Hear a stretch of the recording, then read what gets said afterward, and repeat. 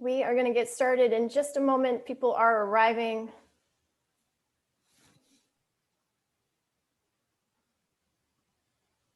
We have a nice group this afternoon. And the great thing is we have a lot of alums from all different class years. I think our most senior is from the class of 1958. So, wow. Yeah.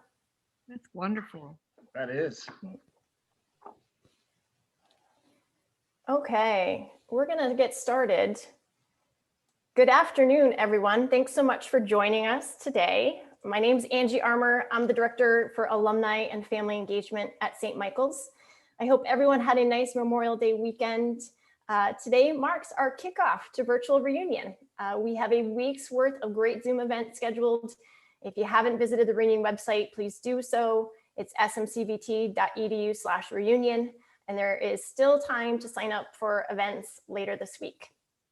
If you're looking for a fun way to reconnect and want to see some familiar faces from your time at St. Mike's, check out the Purple and Gold Awards ceremony, which is happening on Thursday night at 7 p.m.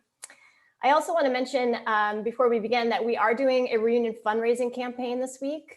Reunion is a big driver of alumni participation. So if you are in a class that ends in a 1 or a 6 and haven't made a gift in the past year, please go to smcvt.edu/reunion gift to be a part of this important campaign. And thank you. We are very fortunate to have President Sterrit with us today for a fireside chat. She will be interviewed by George Bowen, class of 1992, and president of the St. Michael's College Alumni Association. When attendees registered for today's event, there was a box on the form where you could submit questions for President Sterrit. And believe me, she received a lot of questions. Some questions were similar in nature, so we did combine some together, and some alumni had multiple questions. So for any late registrants, your question may already be on the list. But for these reasons, we are going to disable the chat feature for today's webinar so that President Sterrit can focus on answering the questions that have already come in. For any questions she does not get to today, we will do our best to get the answers to the question asker. And we want to thank you for all of the great questions. It really shows that you care about St. Mike's, and that means a great deal to us. So thank you, President Sterrit and President Bowen, for taking the next 45 minutes or so to update our alumni about what's happening at St. Michael's. George, I'm going to hand it over to you. All right, great. Thank you, Angie. I appreciate it. And welcome to everyone. Dr. Sterrit, I'm so happy that we could do a fireside chat via Zoom. Thanks, George, very much. And hello, everybody. It's really nice to be here with you. All right. So, Dr. Sterrit, I'm going to be asking all of these questions. And the first one is, this past year was a difficult and unprecedented year for the entire world. Can you tell us a bit about the college's COVID response and any reflections you have on the past year? Yes, I think this year, as we all know, was one for the record books, George, for us here at St. Michael's and for everybody around the world. This is not a year that we're going to forget anytime soon. I think of the start of it as Friday, March 13th, 2020. Of course, it was Friday the 13th. It seems very fitting. But even before that was the day we evacuated campus. And I'll come back to that in a moment. But even before that, you know, we were getting word from Europe, families all in Europe. So I watched the other side of the Atlantic as well as this side. And also we have students who study abroad. So we were starting to get reports, especially from Italy, as we all remember from March of last year. And so the first thing we did was get our students home from abroad. And then I remember, I'll never forget standing in the hallway one day with the vice president for academic affairs. And I turned to him and I said, Italy's the canary in the coal mine. We need to get ready here. And so we sprang into action. We activated our emergency team. There are 13 of us. And little did we know, now 14 months later, but we've been meeting every week ever since then. So we immediately sprang into action.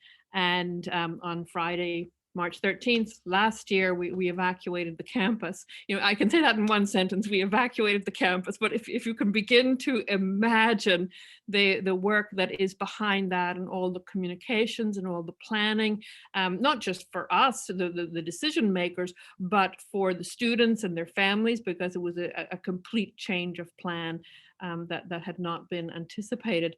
But after consultation with health experts, we really decided that it was the thing to do. So the students went home, and we pivoted to online learning, and our faculty sprang into action. Some of them had experience on Zoom, some of them did not.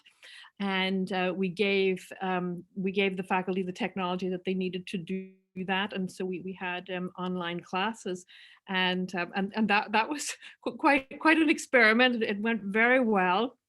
And then the emergency team, this group that meet, the 13 of us that meets every week, we spent the entire summer planning for the return, because we really wanted our students to be able to return. We heard from students left and right, please let us come back, please let us come back. And of course, we wanted them back. So we worked all summer very, very, very hard to make that happen, with a little bit of trepidation, of course, because that summer, you know, the virus wasn't getting any better at that point. And so we were very concerned, and we put in place an enormous amount of planning. And we have a fantastic nurse practitioner, Mary Mason. I call her Queen Mary, because she's just fabulous. And so she's on our emergency team. And so we planned and planned and planned. And then at the end of August, we brought the students back, and they begged us to keep them here. And we feared a little bit in the spring, if they get used to online learning, will they want to come back for the residential experience? And will they just decide that online is just fine? In fact, it turned out to be the opposite. They couldn't wait to come back. And then I'll never forget, on move-in weekend, I was talking with a student, and I said, you know, we really want you to be able to stay here the whole semester. And she said, we want to be here. Please don't send us home. I hope you don't have that memo sitting in your draft folder to send us home. So I assured her I did not have that memo draft folder. And so we began classes. We gave all the faculty the option of teaching in person or online, because anyone with health concerns themselves might have been concerned about teaching in person. So in person or online, or a combination of the two. And it turned out to be about a third, and a third. And then the students also had the option, because we have students with health concerns too, but most of our students chose to be here and to be in person. So that was August, September, everything went well. Then we started having a case or two, and our team was still in action. We were never out of action. We were in action the whole time.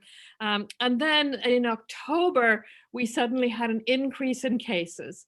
And it was not a happy day. Mama President was not happy this particular day. Someone saw fit to attend a hockey event in central Vermont and then visit our campus, even though we had a no visitor policy as part of our COVID policies. They saw fit to visit our campus and bring the virus with them. And the virus did what viruses do, it went viral. And so in late October or so, we were up to about 80 cases. And you know, after everything going so well, so we were very not happy about that. But nonetheless, we managed to get it under control. It's all about the number of beds you have for quarantine and isolation. It's just like the hospitals, you know, when the hospitals run out of beds, you're in big trouble. If a college runs out of beds for quarantine and isolation, you're in big trouble. So this was October, and so we pivoted to online classes, kept the students here, but pivoted to online classes, and then they went home for Thanksgiving. And then we spent the break preparing for bringing them back in January. They came back in January, and we've just had an amazing semester. You know, we've had a few cases every week, but Mary Mason jumps right on it and isolates and quarantines the students, does the contact tracing. There's a whole labyrinth behind all of this. And so we got to the end of the semester, and we were very pleased to be able to do an in-person commencement for the class of 2021. It was touch and go all along. You know, we were never really sure, will the governor let us do it, will he not let us do it, because we, in addition to all the health considerations, we of course have to abide by the governor's regulations. It wouldn't be a good idea for me not to abide by the governor's regulations. That's not a headline we want in the newspaper. So to cut a long story short, for a long time we thought we were going to be able do it in person for commencement, but only for the students themselves and not have any guests. And then at the very last minute, the governor lifted the regulations and we were able to have vaccinated guests. So we had this fantastic commencement outside, and everybody has decided that it was much better than our usual commencement in the gym. So now I think I'll not be surprised if we move to outside commencements as our regular plan. We would of course have to have a rain plan since we're in Vermont in the spring, but it was absolutely gorgeous. So all's well that ends well. We had a very, very difficult 14 months. I can safely say that there's not a person on this campus for whom it was easy. Faculty, staff, students, administrators, nobody found it easy, just like anybody else around the world. But I think we really feel we're coming out of it now. Vermont is doing very well, and a lot of Vermonters are vaccinated. The governor has handled it very well. And we have required that our students be vaccinated for the fall, or if they're here over the summer, they have to be vaccinated. So, excuse me, so things are really starting to feel more relaxed than they have been in 14 months. So that's a very long answer to your question, but that's the state of COVID at St. Michael's College. Well, thank you. You know, we've been following the case counts week by week all through the fall semester and then into the spring. And the spring semester even was just very low numbers. It was wonderful to see. And I had some interaction on Zoom with current students, and the motto was keeping everybody safe so that they can keep everybody on campus. And Yes. you know, they did a great job. So Yeah, you all did. I commend you and your team. Well, the students also did a fantastic job, and they I think what really came home to us, they really wanted to be here, and so I think it speaks volumes for the value of residential education and the friendships that people make. You know, we all know that people make friendships at St. Michael's, and they fall in love, they come back, they get married here, they send their children here. That's how it goes. But that really came home loud and clear when they missed the place when they had to go home. They missed each other. They missed the contact with the faculty and staff. So it was a real testament to this community. Yeah, that's wonderful, Dr. Sterritt.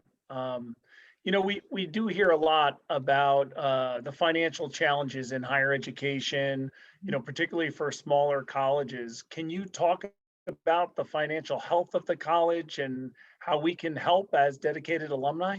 Yep, those financial challenges you hear about are real. Those are not fake challenges. They are real for just about every institution of higher education in the country, even the institutions with big names and big endowments, even those that are in Cambridge, Massachusetts and begin with the letter H, they had financial problems because of the pandemic, and just about every school in the country had financial challenges during the pandemic. And I think it hit small schools especially hard because there was enormous expense attached to this virus. A virus is very expensive. We learned that in the fall when we, no, I guess it was last spring when we sent the students home. We of course did the right thing and refunded room and board. And so for a part of the semester, it was over $3 million in refunds. This past spring, if we'd had to send students home semester, which fortunately we did not have to do, that would have been $8 million in refunds. Again, it would have been the right thing to do, but a very expensive thing to do. So, and then you have the cost, when you just start to think about the cost of the extra cleaning, the special equipment, the PPE, the masks, the plexiglass, just extraordinary costs left and right. So those are the real costs. But then you have the indirect loss of revenue when students decide that they're not going to go to college in the pandemic. That's a problem for all schools, and so I think every school is feeling that right now as we look to next year for enrollment, because for last year, during the time when students would have been applying to go to college, things were very uncertain. You know, it's much better now, but they were very, very uncertain. And so understandably, families were reluctant even to think about sending their kids off to college, which we completely understand. So it has had an impact. But COVID, I would say COVID has reinforced the financial challenges and accentuated the financial challenges, but COVID didn't create all the financial challenges that higher ed is experiencing. I think it's no state secret that in the Northeast in particular, we're facing demographic challenges, and that's just a question of population and birth rate and where the populations are migrating. And I think in Vermont in particular, we feel this very acutely, and we see this in numbers across the board in New England. So that's one of the reasons why we are working really, really hard on enrollment, because approximately 82% of our expenses are covered by net student income. So that means that when enrollment fluctuates, that has an impact on the budget. So those are numbers that I watch very, very, very carefully. And the good news is we have the best VP for enrollment on the face of the planet. I stole her from Notre Dame last year, and she's just fantastic. Actually, her brother went to St. Michael's, so she was already very familiar with St. Michael's, and she came in, and she has just done a fantastic job. And of course, COVID hit during her first year, so that was a real test of this poor woman, and she's done an amazing job. So the numbers are looking better than we expected given COVID, but always never where we want them to be. So in terms of what alums can do to help us, obviously the answer is donate. You know, that campaign that Angie mentioned, write a check, that's one thing that alums can do. And we completely understand that means different things for different people. Not everybody can write a six-figure check by any means. But the other huge thing that alums can do for us is send us students. Sending us a student is every bit as good as writing a check. So not everybody can write a six-figure check, but everybody knows a 17 or an 18-year-old. So going to work your networks of 17 and 18-year-olds, talking up St. Michael's, talking about the experience that you had here, bringing them to visit. We've now opened up again for visitors. All of that is absolutely priceless for us, because the enrollment is our primary source of income, far greater than any other source. So recruit those 17 and 18-year-olds and send them our way. That is absolutely the best thing you can do for us. That's very good to know, because as you said, I'm sure all of the alums certainly know 17 and 18-year-olds, or if not, they're certainly folks they work with have them, and so we have to spread the good word of St. Michael's. That's for sure. The next question is right up my alley from all the alumni work that I've done, and I consistently have to explain about alumni donor participation rates. Yep. And how they compare to other schools, including our peer institutions, but then why they're so important. Yes. They are terrifically important. We hover right around 20%. And that's not bad. You know, 20% may not sound like a huge percentage, but that's actually not bad. It dipped a bit during COVID times. Again, we totally understand that. People lost jobs. People were uncertain about their jobs.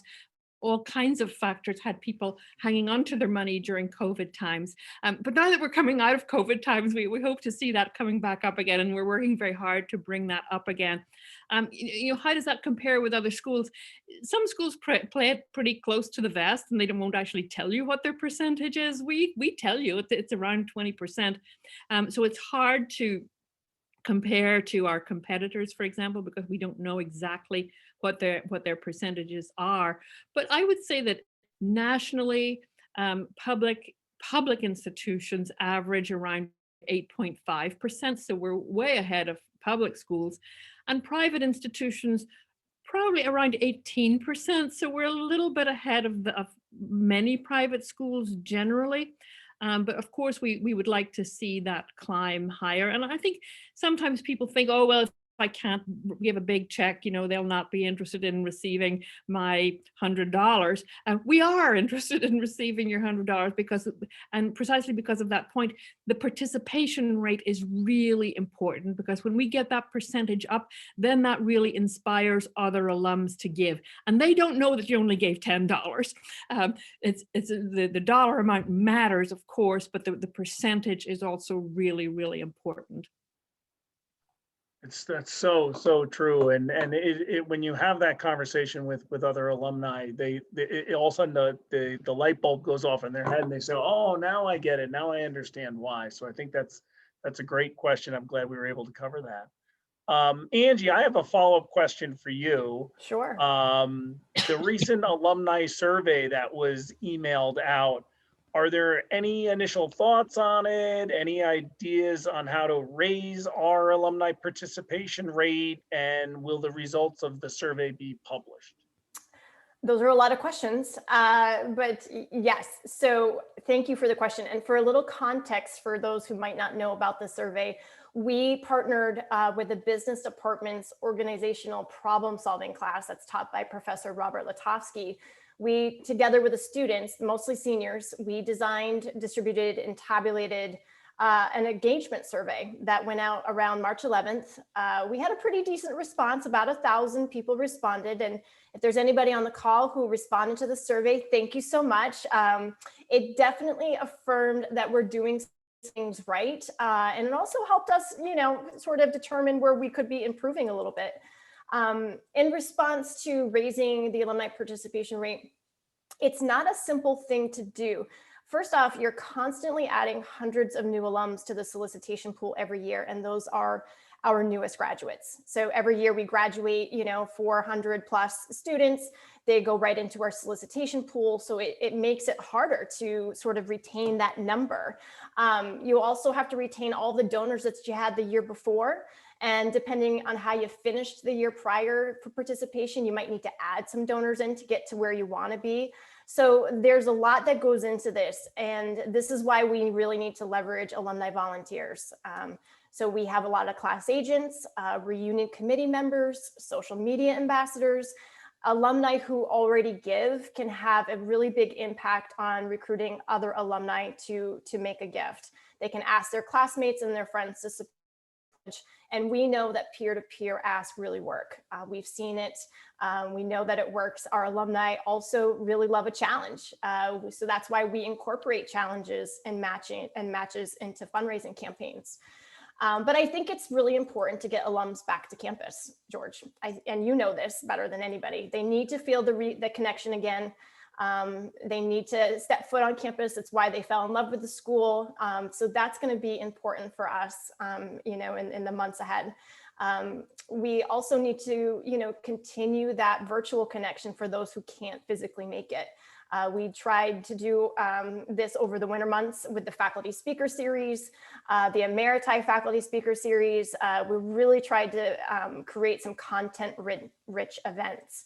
And it's why we're doing virtual reunion this week. And I think, a good example too is like, we've got a lot of affinity in class events this week, but there's a MOVE reunion tonight at 7, and we're bringing together, alums who have a shared experience, and that reconnection that is so important. I think that it can have a really big impact on donors. And President Sterrit said this, but, to some extent that, alums want to see St. Mike succeed. It's a big motivator for a lot of our donors. So I think that that's important. And as far as making survey results public, we actually just received the results from the students not that long ago. So we will be looking at posting them on the website this summer. So the answer to the question is that more to come. That's great. Thanks, Angie. I do want to give you and your whole team kudos because it was wonderful to be under lockdown and being able to log on to a Zoom other than a business Zoom and see all of the online events that you had picking right up pretty quickly. It was tremendous. So thank you very much. Appreciate it from all the alumni. Thank you, George. You're welcome. Okay, so Dr. Sterrit, what are most popular majors? And I really want you to talk about some of the newer majors too. Yes, our most popular major is business. So business administration, really popular. Biology is really popular. A lot of students interested in pre-med and medical fields of many different kinds. Psychology is really popular. Environmental studies and environmental science, we have 2 majors there. Those are very popular. Media studies and English. English is a very popular major. So what we have been looking at in my time here, I've been here for exactly 2 years and 11 months as of today. I'm into the 12th month of my third year. And what we've been looking at in my 2 and a bit years is the question of what majors did we not have that would serve our students well and that would frankly put us in line with our competitors who have these majors. So we took a hard look at curriculum. When I first came, I saw very little that was missing in the curriculum, but I certainly felt that there were a few things that we could and should add. And so we set about that. And some of these were under discussion even before I came. So we added public health and health science. And this was just before the pandemic. We did not predict that there was a pandemic coming, but we had done our homework very carefully. And so we saw that these were fields that were very much in demand, so would help us with enrollment, and would also not only in demand by students coming in, but in demand for careers at the other end. We always have one eye on the other end of the St. Michael's experience. And so we knew from the homework that we did studying labor statistics, for example, that these were hot fields for careers. So we added public health and health science, and those have been terrific in terms of attracting students. So those are popular. Biology is still popular. Business is still popular. Environmental science is very popular. We created a center for the environment to bring together the 2 majors that we already have, and also extracurricular experiences and internships. And then we've also added criminology because we recognized that that was a growing field from many, many different perspectives. And so we added that. That's a very popular one also. And then we took a look at majors that already existed, but where we wanted to add another dimension to it. So for example, we already had art. We've had art forever, and I hope we will have it forever. And so we added graphic design to that to bring together technological fields and art. And so that is also a really interesting field for students nowadays who want to go into that kind of career. So I would say that as we have contemplated new majors, I have felt very strong that they need to be rooted in our arts and sciences core, but branch out in a little different way. The way I've described my vision to the faculty is at the heart, at the center of a wheel, we have arts and sciences, tried and tested forever. There's a reason why we've had a biology major forever. There's a reason why we've had an English major forever. But now we need to branch out like the spokes of a wheel, based in our arts and sciences center, but in a little bit of a different direction. In some of these cases, a slightly more applied direction. So we've had biology forever.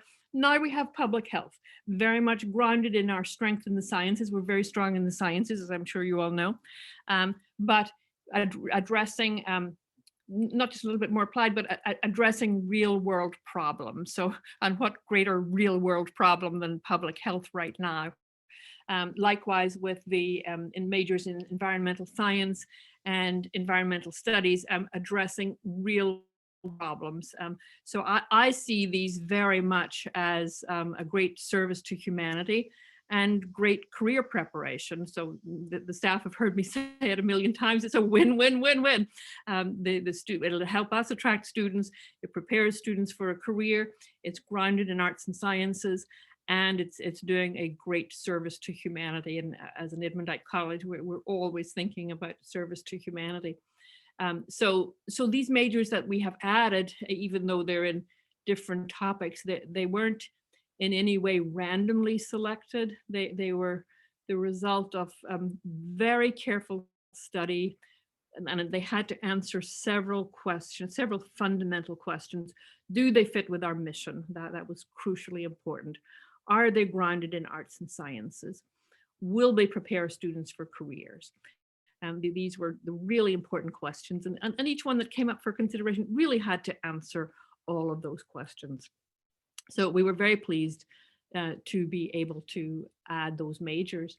And I see it as a kind of rejuvenation of the curriculum. You know, we will never not have a biology major. We will never not have an English major.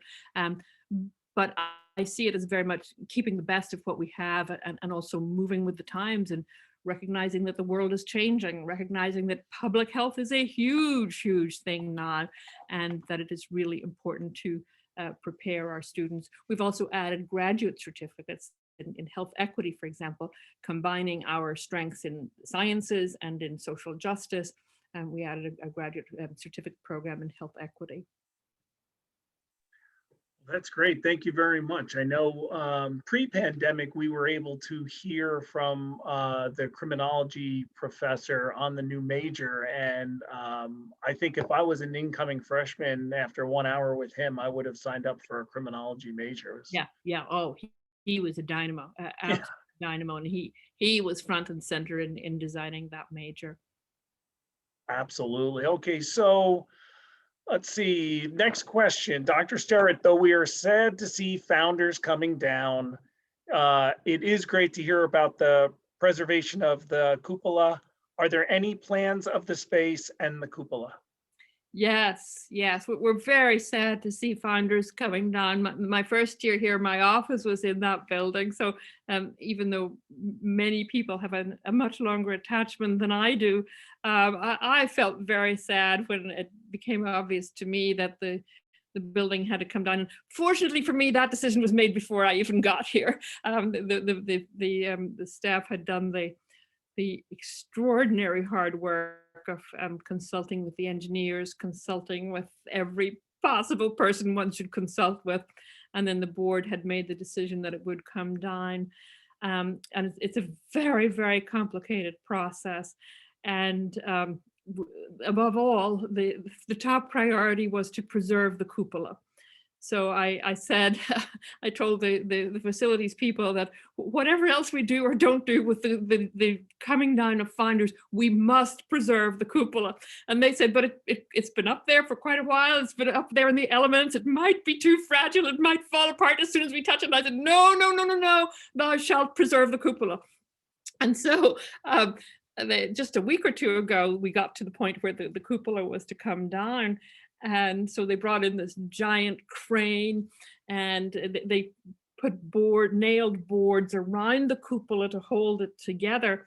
And then the crane came in, and there were lots of people watching this. The crane came in and it just sort of picked up the cupola and pulled it up into the air, and down it went onto the grass. It was really a historic moment. The taking down of the cupola, because that's our icon. Obviously, we're all very, very attached to that structure.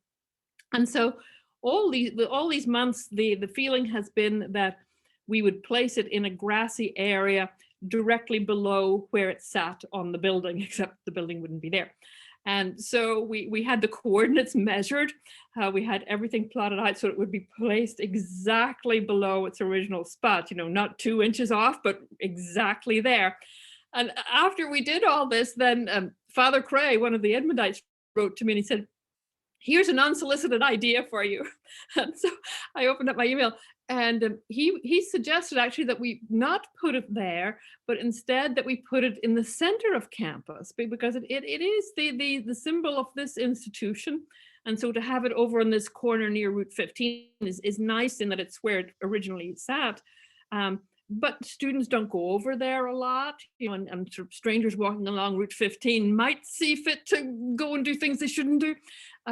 But to have it in the center of campus might be a really nice idea. So no final decision on this as yet, but two really interesting ideas. One, the grassy spot, we were planning to make that an open green area where the building is right now, because the building is actually, when you look at it closely, it's very close to Route 15. It's scarily close to Route 15. And so that's certainly still a possibility for the cupola. But I'm also intrigued by Father Cray's idea of putting it in the center of campus. Wouldn't that be lovely, right there in the center of campus? Where the cross is, there's already a cross there. The cupola has a cross on it. So Father Cray proposed that we move the other cross to another part of campus. We don't know yet where, and put the cupola right there. And then I think it would be gorgeous. And so my vision for it is that we would have wherever it is, whatever those two locations it lands in, we would have a little brick circle around it made from the bricks from the building. We're trying to preserve as many bricks as we can. We're going to sell them to alums as a fundraiser. So if you want a brick, write to Angie right now and lay your claim to a brick. But then also some bricks around a little circle around the cupola, kind of like the well at Chapel Hill. It makes me think of that. And so no final decision, but those are the two possibilities. Well, they both sound great, and certainly very glad that you were able to preserve it. It sounds like that should be a video up on our YouTube channel, I think, to see that coming down. That must have been something else. It was really something. All right, so we do have a few questions about students and student support, and then we're going to get to the strategic plan. So did you provide a fully online option during the pandemic, and did many students not return due to the pandemic, which I think you've touched on, but maybe if you could give a little more color. Yeah, we did provide a fully online option because, as I said, we do have students who have health issues, who understandably did not want to be in the classroom. So they had that option. Most of our students came back. As I said, they really, really missed us, and we provided a lot of support for them during the course of the year. It was a very tough year on our students. Even though they were here with their friends and they were able to socialize within certain limits, it was very tough just not to have all the usual activities and all the usual support systems. So we did a lot of support via Zoom. So there was counseling available via Zoom. And I think it was hardest on the students who got the virus and had to be in isolation. That's really, really tough. And then in addition to those who got the virus, those who were contacts of people who got the virus and had to be in quarantine, that in some ways that was even tougher, because the students who were in isolation who had the virus could at least socialize in that building with each other. The students in quarantine, we didn't yet know who had the virus and who didn't, so they weren't able to. So that was really, really hard for them. And so we had meals delivered to them and services available to them online. But it's really tough. I mean, you can imagine having to live in a room for 10 days or 2 weeks. Very, very hard. Sure. But they came through it remarkably well, and a real testament to the students and the residence life staff. The residence life staff were just heroic in taking care of the students. Well, that's fantastic. What services or resources are offered in support of LGBTQIA students and staff? Yes, we have Common Ground, which is an SGA sponsored club for LGBTQIA students. And that organization has faculty and staff advisors. We also have various housing options for students, and also Bergeron counseling services. And also our athletic teams participate in the Pride Parade, and we support students through many events on campus. Our vice president for student life has a wonderful phrase. She says, we walk alongside our students. So we support our students in every way we possibly can. Oh, that's great. I mean, overall, it sounds like, certainly the student body did a great job, but so you had to, Angie and her team had to pivot to make alumni events online. What did you do for the student body on campus? How were you able to have events, or what did that look like? A lot of things happened by Zoom, but we were able to have some things outside. So we had disc golf outside. We had an ice rink in the winter. We put up an ice rink so that the students could be out there playing on the ice. And Dawn Ellen, with the VP for Student Life, came to me one day and she said, I'm so impressed by our students. They're out there playing Frisbee and they have a bottle of hand sanitizer and they're passing around the bottle of hand sanitizer as they're out there playing. So we were able to have some things outside. Indoors was the hard part, and it was very difficult to have things indoors, obviously, because that's where the lion's share of the viral spread occurred indoors. And I think what made campuses especially vulnerable was the congregate living situation. There was next to no spread of the virus in the classrooms. And any that did come, especially in that fateful October month, was residence halls. So that made it challenging to have events in the residence halls. Sure.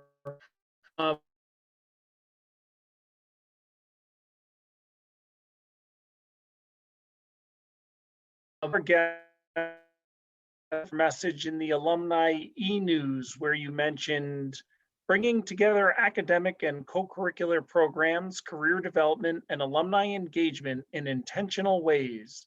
Can you please provide us with a preview of your ideas in these areas and maybe talk about the process of the strategic plan? Yes, delighted to. We're very excited. Throughout this year, we've had 8 subcommittees working on the strategic plan, because the first phase of a strategic plan, of course, is to gather ideas from the community so that everybody is bought into it. And then in January, we collected all those ideas from the 8 subcommittees, brought those into our steering committee, and then the steering committee, of which I'm a member, we collected all those ideas and divided it all and collated it into 4 categories, which have become the 4 strategic priorities. We call them pillars. We started calling them buckets. You know, which bucket does this idea go into? So we had 4 buckets. Then we got a little more formal, and now we call them 4 pillars. So, and this is still a work in progress. It will go to the trustees later this week, and then over the summer we will finalize it. The 4 strategic priorities, or 4 pillars as we're calling them, are the following. Firstly, we're naming the first one connected learning. That's what I call the what. The what of this experience. So that encapsulates the academic program, the co-curricular program, the career development, and alumni engagement. And that's what I mean by the interconnectedness of this. We're really trying to bridge divides between, for example, the academic, co-curricular, and career services, and recognize that this is all part of one thing, a more cradle to grave approach, so that the whole academic and co-curricular experience is integrated, and it all leads to career development and ultimately to gainful employment for our students. So that's what I consider the what. The second second pillar is innovative and collaborative methodologies. This is what I call the how. How do we teach? We've recognized very strongly, especially thanks to COVID, that the residential experience is extremely valuable and extremely valued by our students. And at the same time, we also recognize that there are many new modalities out there for learning. So we do have some online learning that has been introduced to supplement the in-person experience that our students have. And that will never, ever replace the in-person experience at St. Michael's. While there's breath in my body, we will never become a fully online school. But at the same time, we recognize the advantages that adding some online things really has for us, and enables us to offer things that we couldn't offer without that. So we're part of 2 consortia that share resources to offer courses. And this is just something that we're beginning to dabble in, but we see real possibilities for expanding our offerings to our students through this methodology. The third pillar is what we're calling expanded networks. This is what I call the who, the people out there, the students that we are trying to recruit. So we're really taking a hard look with our new VP for enrollment at diversifying the markets that we attract students from. Obviously, New England is our biggest source of students, and always will be. So we will never lighten up on recruitment in New England, but we also recognize that there are other parts of the country for which we could be extremely attractive and just may not know about St. Michael's yet. I tend to think of St. Michael's as this precious gem of a wonderful school, but it's a bit of a hidden gem in that the whole world doesn't yet know about it. So we are determined to reach out to make sure that the whole world does know about it. So that's the who. Then the fourth one we have called strengthened communities. That's also the who, but it's not the who out there, it's the who in here. It's our own community. And there we're really looking at diversity and inclusion and equity and belonging, and trying to increase our numbers in all our constituencies. We're also looking at our Edmondite heritage, which, as you know very well, underpins everything in this institution. So we're looking at ways to bring that more to the fore, and make sure that our Catholic identity is front and center in everything we do. When we started out on this strategic planning process, I said, we can do many differently, but the one thing that is not negotiable is our Catholic identity. That is absolutely at the heart of who we are, and always will be. And then also under strengthened communities, we are looking at the well-being of our professional faculty and staff, and making sure that we're doing everything that we can to have this be a great experience for them too. As one person put it, this should be as good a place for people to work as it is for students to study. And so we really want to take a look at their well-being and do everything that we can. That's hard in tough financial times, but these are terrific, who deserve the very best that we can do for them. So those are the four corners, if you will, of the strategic plan: connected learning, innovative methodologies, expanded networks for the people out there that we want to bring in here, and the strengthened communities of the people who are already here. That sounds so inspiring. I love it. That's Absolutely the thumbnail love it. sketch. I like it. I like it a lot. The visual is excellent. So we're coming right to the end of our time here. So I just want to wrap it up. If you have any closing thoughts, Dr. Sterritt. Well, thank you, George. I really appreciate you doing this, and just a word to the alums who are on the other side of the screen somewhere out there. We so appreciate what you all do. I know it's been said a million times, but you really are the lifeblood of the institution, and an institution really is the people. We treasure the buildings, and we're very sad that we're taking founders down.